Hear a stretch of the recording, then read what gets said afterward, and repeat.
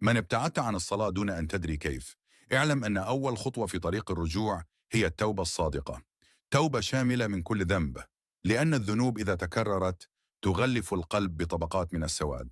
قال رسول الله: إذا أذنب العبد نكتت في قلبه نكتة سوداء، فإذا تاب صقل قلبه، وإن عاد زادت حتى يعلو قلبه الران. الذنوب بتعمل طبقة على القلب تمنعه من الإقبال على الطاعة.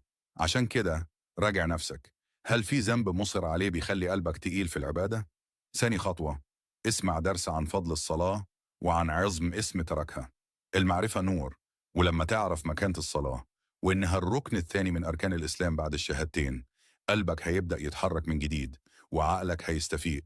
ثالث حاجة، كل ما تسجد في صلاة حتى لو كانت أول صلاة ترجع بيها، قول من قلبك: اللهم أعني على ذكرك وشكرك وحسن عبادتك. الدعاء ده من جوامع الكلم، وكان النبي بيقوله دايما بعد الصلاة.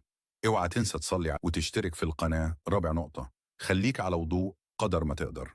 الوضوء نور، ولما تنزل من بيتك متوضي هتلاقي الصلاة أسهل وأقرب، وهتحس إنك مستعد للوقوف بين يدي الله.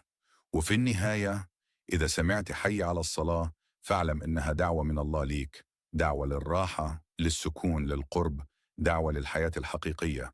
فهلأ أجبت؟ نسأل الله أن يثبتنا وإياكم، وأن يجعل الصلاة قرة أعيننا، وأن لا يحرمنا من لذة الوقوف بين يديه.